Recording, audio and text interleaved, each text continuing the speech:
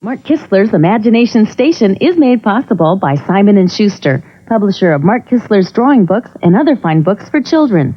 The Mark Kistler Fund for Creative Children's Television, encouraging children to explore their imaginations through drawing, reading, and the arts. And Robert Neustadt Productions, drawing on television to advance art, science, and literature in our children's future. And geniuses like you.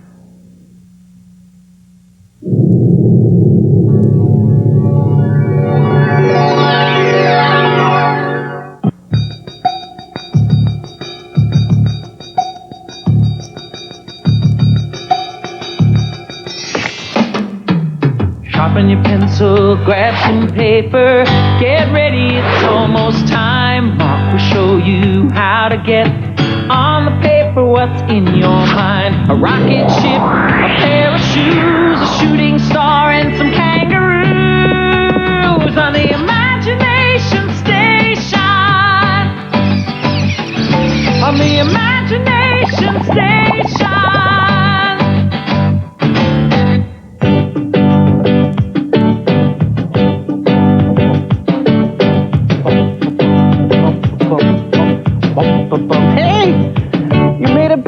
I am so glad you've decided to spend part of your day back with me here on the Imagination Station. This is the cool intergalactic headquarters for you to discover your own awesome imagination potential right there on your sketch pad. You have your paper and your pencils. Do you have your pencils ready to go? I hope you have 3 or 4 sharpened, ready to blast off, because we're going to be flying across that paper today. We're going to follow our theme this week, which is the letter E. We're going to be talking about the enthusiastic environmentalist. That's what you kids are, you genius environmental planetary savers, you. Our special art teacher today is Mona Brookes. She's going to visit the Imagination Station, and she also was the author of Drawing with Children. Our art history adventure today is with Henry Raeburn from the Cincinnati Art Museum. Great, you're going to love this painting. And our 2 Renaissance words we're going to talk about are bonus and foreshortening. Now, you know there's those 12 words there. There's foreshortening, overlapping, attitude, contour, horizon, shading, shadow, density, bonus, daily, and size. You could write all those down and keep track when we use them in our lesson. So let's warm up our hands, stretch that thumb, shake out your hand, pinky push-ups. 1 and a 2 and a 1, 2, 3. Shake out your hand. You know, I have forgotten to do the drawing oath for quite a while. We haven't done that for several weeks. So let's take our drawing oath right now. Because I know you're ready to draw. Hands up in the sky and repeat after me. I promise that I will draw 19 hours every day for the rest of my life. Excellent. Now you do that and your drawings are going to be extraordinary. Let's take our imagination and flow right across the paper. You saw me cleaning up here, ready to go. Now, we're going to draw this recycling machine. Since you kids are so creative, you invented this genius machine that's going to help you recycle all the garbage on the planet. So we're going to use a dot, start with 1 point on your paper, and we're going to go off to the right on your paper right here. Going all the way up that way. Now, I'm going to start very lightly, block it in. This will be a big machine, 3 parts. It's like this multi-module manufacturing machine. Now go up to the left right over here. Now this is very similar to that ancient Sphinx that we drew right here. Remember that when we were drawing the Egyptian Sphinx? We started with this long shape and we blocked it in. Well, we're going to start with that same shape, and I'm going to show you how you can take one shape and you can keep building on it and building on it. You can take just a simple object you learn how to draw and change and elaborate it and add on it and embellish it. It's all up to you. What's in your imagination? Anything goes on your paper. This is your territory. Now, I don't want you drawing the same thing that I draw over and over again. I want you to use my drawings just as your starting point. I am just a small catalyst for you, for your enthusiasm, all right? Now, what you do from there on, that's the real learning. After you turn off the TV and you continue drawing, that's when the real learning begins. That's when you really start experimenting and exploring. So draw a line. And you can be loose and sketchy. You know, you can clean that up, erase that later, darken in your lines. So this is like a long, giant rectangle shape. And this will be the first section of our environmental recycling machine. Now we're going to draw a foreshortened box here. And we're going to keep all these lined up. This will be the first part of your contraption. Then this is where you dump all your trash in right here. Now, did you know, do you have any idea how much trash the average person in the United States generates? Probably in Europe, too. I bet it's most of the world. But United States, we generate more trash than just about anybody on the whole planet. We're like the trash manufacturing country here. You know how much trash that one person generates? One person, let's just say, I think it's 10 pounds a day. But let's just say, just for sake of discussion here, let's say one person, the average human, generates about 5 pounds of trash a day. You know how much trash that would be at the end of the year? Well, let's see. In 1 week, that would be 35 pounds. At the end of a month, that means that 140 pounds would be generated. That's only at 5 pounds a day. And I think that's a very, very low conservative figure. At the end of the year, you know how many? That'd be over 1,000 pounds. Think of that. So at the end of your lifetime, you've generated tons and tons of trash. So what you need to do is use your imagination to develop some kind of a recycling machine. What we're going to do is develop this, go up here. So you figure, well, we have all this energy, we have all this paper and garbage that's piled up. So let's invent a machine. Let's put a foreshortened circle here. Let's invent a machine that will recycle all that garbage and turn it into something very productive and very useful. So let's put some overlapping here. So you dump all the garbage into here, and it comes down this chute. It's tapering down. Let's use a foreshortened circle right there. We sure use foreshortening a lot, don't we? It's going to tuck right inside this box. Then you put a thickness back behind here. I'm going to draw that thickness coming around there. You see part of the bottom. And we come along all the way over here, darken inside. Now, the more ideas you can embellish your drawing with, the more you're using that word bonus. Remember? That's one of the words, bonus. And the other word we're talking about is a foreshortened circle up there. That's foreshortening. So those two words in a row we're using. Then you can put a shadow on the bottom here. Now I'm going to come over just for a second. Might get in your way just a bit, kids, but I want to put a shadow down here on the ground. We're going to draw the shadow that's cast onto the surface. All right? Then we'll darken in. There's the contraption. This is the first part right here. This is where the trash gets all reduced to get smashed and crunched. So this is the reducing section right here. And then over here, the tube continues. We're going to draw a very light tube. It's going all the way through. Where is the tube going to go? Well, this is the pathway. The tube comes out of here. I want to just miss this corner. I'm going to cheat this a little bit because I don't want to have that same line continuing. So I'm going to go uphill just a little bit here. And then we'll put another foreshortened circle back behind there. That's a little more open than the one I drew earlier. Darkening back there. Now, I know when I'm drawing, I have get in this art frenzy, right? Art attack! Stand back, I'm ready to have an art attack. Pencils on your head. Stand back, save yourself. Hey, draw. I know I go really fast. You don't have to keep up with me. All you need to do is to take your pencil, sketch out the rough outline. You can record it on your video machine, and you can push pause because I know I fly through the paper. Because I only have a limited amount of time to share with you, and I want to get these ideas across. So let's put another foreshortened circle in here, and we're going to go all the way down across here. So you can push, pause if you record it, and then you can use it later on. That's perfectly all right. It doesn't, break any copyright laws or anything like that. You can use it for your own home use, okay? Now, what I always talk about is how you can use your drawing not only to convey a message about recycling and reduce, reuse, and regenerate right here, but you can use your artwork to communicate any kind of message internationally. Take a look at this animated piece from Animaction. It's called Reading Opens Up a Whole New World, The Power of Reading, all through animation. Really cool. You could do this too.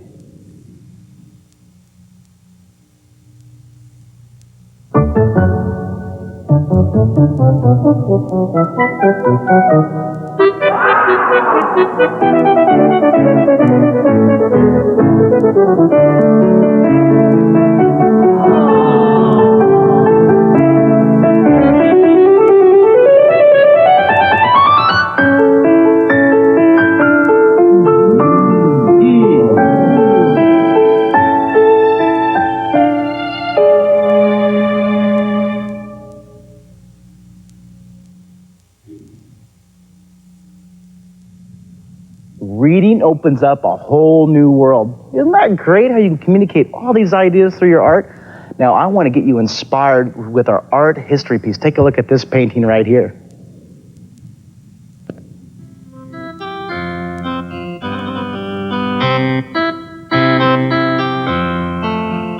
Now, Eve is for the title of this painting. This is painted by Henry Raeburn. Have you ever had a photograph taken with your family? Now, everyone gets all dressed in their best clothes, and they sit still for a moment, they smile at the camera. Well, the children in this painting, their family, they were living back in 1800, nearly 200 years ago.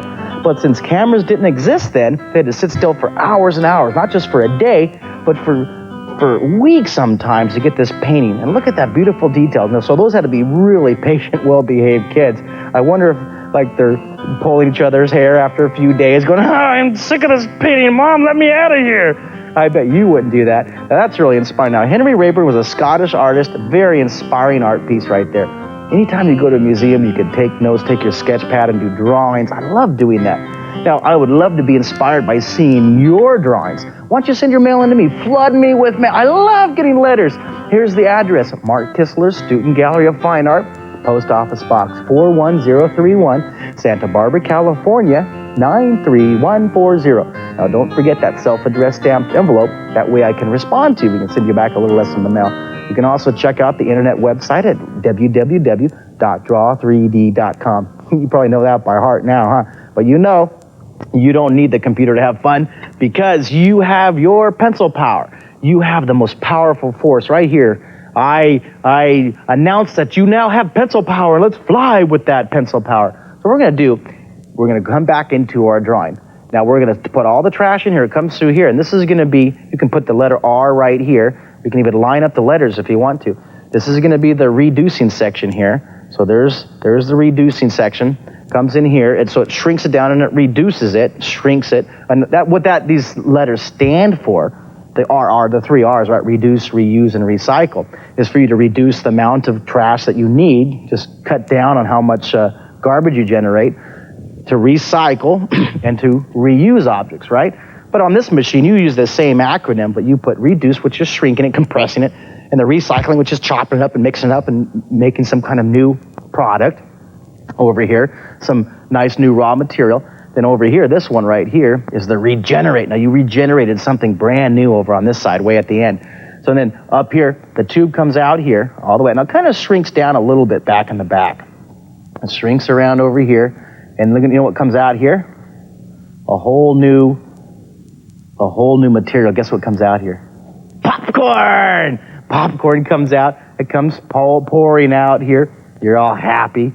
Yay! Popcorn! Yahoo! You're all, hey, my invention has worked.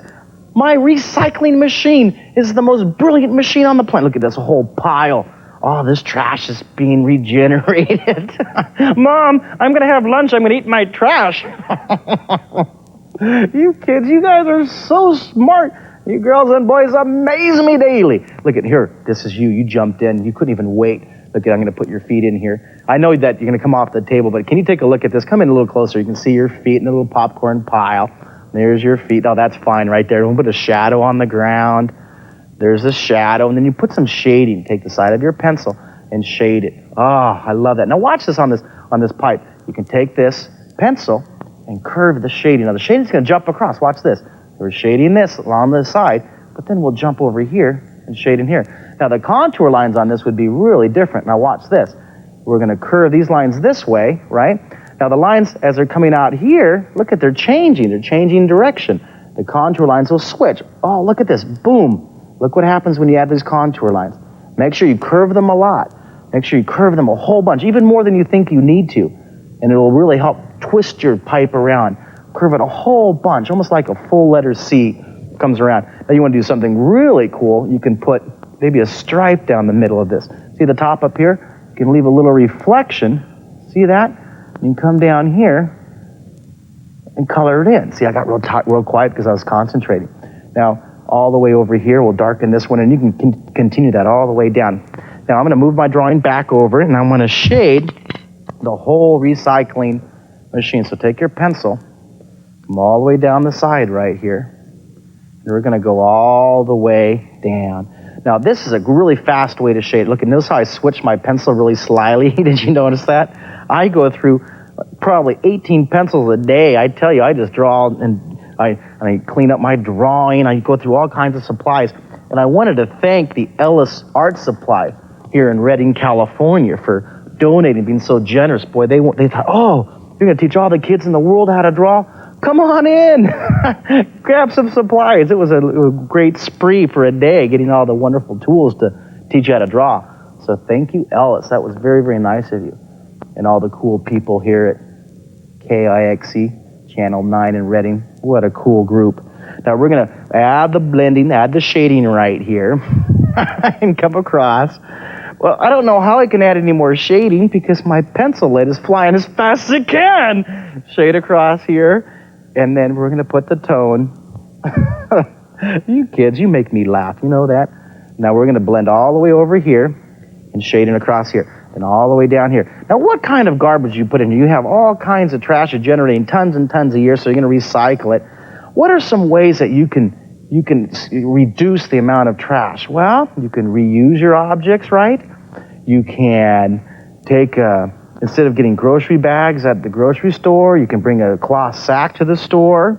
What are some other ways? Well, you know, there's a bunch of books in your library that help you, that give you all kinds of ideas. One of them is 50 simple things that children can do to save the planet. And there's another one. I wrote it down up here. The Project for a Healthy Planet. That's another great book to get from your library. I bet if you checked out on the internet, you'd be able to see that. So all the trash gets poured in here. You can put an arrow right here. Look at this is like your graphic. You are here. This is you, right up here. You come pouring it in. Trash comes in here. It comes through. Gets all recycled. Oh, there's an air vent right here, so you can cool down any of the overheated machinery that's it's generating. Put that thickness here. And then we'll go ahead and quickly add the shading down the side, all the way over here. And then what happens when you recycle? Oh, look I want to put one of you here. This is you. You're holding on here. You're like the technician. All's clear in here. Everything looks like a go. Thumbs up. Here, you're holding up your hand here. You're going, thumbs up. You're giving the thumbs up signal right here. Let her go. Pour in the trash. Here, the recycling. And, you know, I love putting in the hair. Yeehaw! You guys are so energetic. You have lots of energy. Put the stripes down the side. So what happens after you keep recycling and you know, changing and reusing all your garbage? Well, let me show you. I got some great things right here. This is some student mail, and this is what Michelle had her picture of what happens when everybody keeps a very clean, environmental sound planet.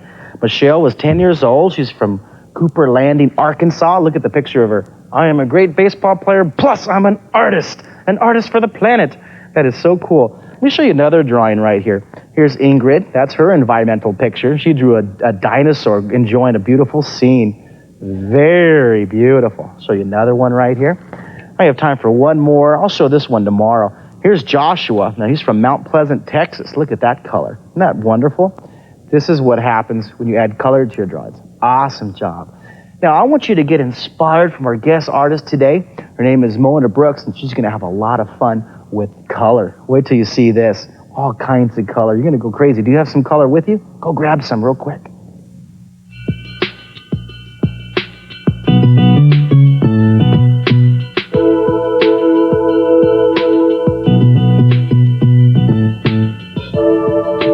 Mona Brookes is back at the Imagination Station Day. She's the author of Drawing with Children, a really cool book on painting and taking basic elements of shape and creating pictures. And we're going to be doing that today with tree frogs, right? Right. Welcome back, Mona. Nice to be back. Oh, goodness. So what are we going to do today? Well, today I thought what I would do is talk a little bit about the tree frog and also something that happened yesterday when I was at your show. The people started talking after the show about, but doesn't somebody have to have talent to draw? Oh, I don't have any talent, so I can't draw. Right. Oh, right. I don't know what it is. It's kind of like drawing is the only subject I know. I mean, you wouldn't imagine buying a kid a piano and saying, now figure it out for yourself. Don't play anybody else's music. You'd be cheating. Exactly. Exactly. You got to practice. You've got to practice, and you have to have some information. So if you don't have the information, you don't know what to do. So going back to what we were talking about earlier in the week, we're talking about the information we need is tree frogs, okay? We've got a photograph of a tree frog here. And it's not cheating to look at the photograph and create. Not at all. It's not only not cheating, you cannot do it. Can you imagine if an artist that draws realism tells you that they draw from their imagination? I'm sorry, but they're lying. Right. Because who can remember every animal, every plant, every bird, you can't. Well, I'm a cartoonist, and I look at pictures like when I did the elephants or the Egyptian Sphinx or any of the lessons. I always look at a photograph. So we have filing cabinets filled with information about stuff. It's also not cheating to look at somebody else's drawings of a tree frog. This is 5 years old. Yes. Samantha did this using these basic elements of shape you're going to talk about. And look what she got it from. You see there? Now, is her drawing exactly like that? No. No way. See, she used the information from this greeting card about tree frogs, and she made her own statement with this incredible blue and yellow frog. I love it. So you have to look at stuff. But what do you look for? We're back to, let's refresh our memories with the 5 basic elements of shape. You're either looking in any drawing you're going to do these 5 things. That's all there is. You're looking at the circle that's colored in is a dot, and a circle that's empty of any kind of shape is a circle family. And you got 3 lines. You got your straight line, your curved line, and your angle line. So you have the 5 basic elements, right? Right. And then these are the families for those elements. Right. Then you take anything you see, a flower, a tree, a tree frog, and then you start creating. Right. So you look at this tree frog, okay? Here we go. We've got a dot for the eye. We've got a curved line that goes around it. We've got a curved line for the top of the head. And if I am looking at this, I'll move it over, and you guys can't see it in the monitor anymore, but I'll look at it and recreate it and show you. All I'm looking at is here's this wonderful red-eyed tree frog. And this is a really cool subject because it turns out I've learned a lot about things by drawing them.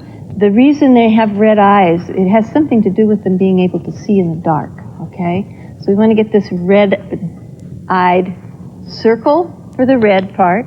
And then what have we got? We've got a curved line for the top of the head that I was showing you about, okay? And then we've got a different kind of curve that goes up over the eye for that eye. Got a little straight line in the middle of the head, and it's joined together by another curved line. So see, what I'm doing is I'm taking each section piece by piece, a curved line for the top of that eye, create my circle for the other eye. That's a foreshortened circle right Yes, there. it is. See? It is. And then we take a dot, and I always leave a little bit of a white speck to make the eye look a little more alive. It doesn't have to be exactly like the drawing of the picture. No way. You can take that creative risk and just go for it. Little short curve for that side of it and come over and join it together. Now this guy's got a little yellow section here, so you can even draw with different colored pens. Now this would normally take like an hour maybe? A good hour and a half to do this tree frog and color it all in. So we're not going to be able to finish it, but what we can do is just remind everybody that if you take this section by section, you're only drawing one piece at a time, a very elongated circle for each finger. And each one of these is one of those basic elements. And a flat circle for the tips. And by the way, they have little sticky stuff on the end of them. And yes. That's how they stick on the leaves, you know. The tree frog sticking critter. When you take Look it at that. piece Can I just by show them the piece, comparison again? Yeah. Look at that. That's how she was drawing from her drawing, which she was drawing from a motivating drawing or a photograph. Or a photograph. And you take those basic elements, which are these right here. Take the line, the dot, right, and all the 5, and then you take these put them together. and you bravely blast across the paper. Just look for them. There's a circle. There's a dot. There's a curve, piece by piece. Let's draw a little bit more on this. We have some more time. I just love I'll go over watching here you to draw. this flower. This is a really the neat flower. flower here. Move the This is a picture. tiger lily.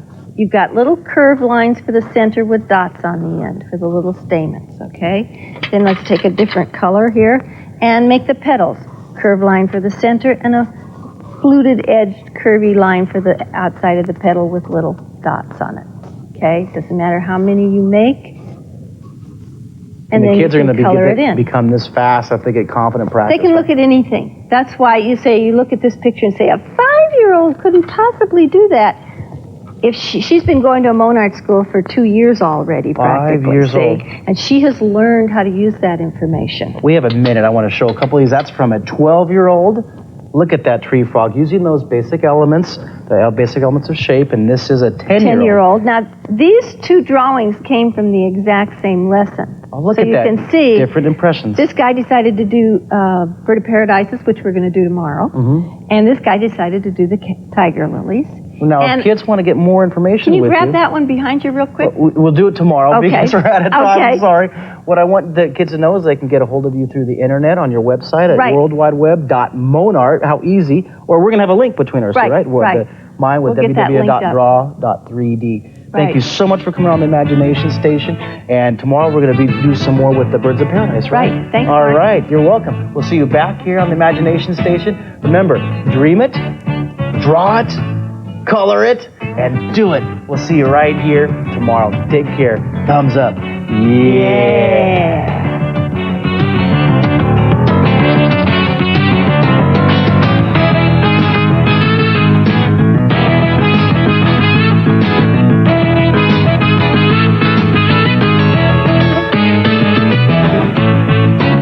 If you'd like to draw more with Mark Kistler, you may order his autographed book, Mark Kistler's Imagination Station. It comes with a 12 Renaissance word sketchbook for $29. You can also order Mark's home video collection, which includes 2 hours of 3D drawing from Mark's favorite TV episodes, just $29. And for computer artists, you can order Mark's CD-ROM for Windows. It contains over 200 hours of interactive 3D drawing lessons with Mark navigating through cyberspace, just $59.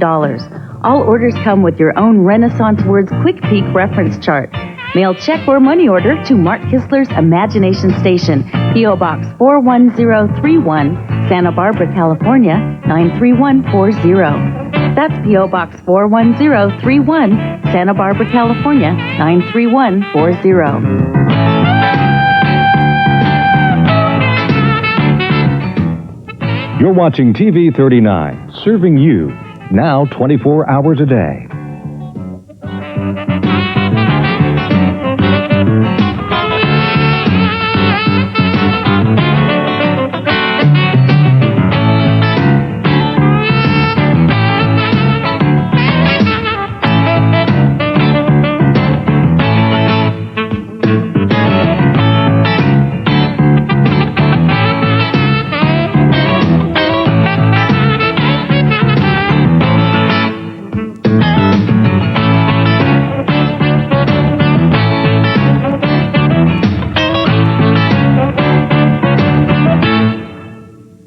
Mark Kistler's Imagination Station is made possible by Simon & Schuster, publisher of Mark Kistler's drawing books and other fine books for children.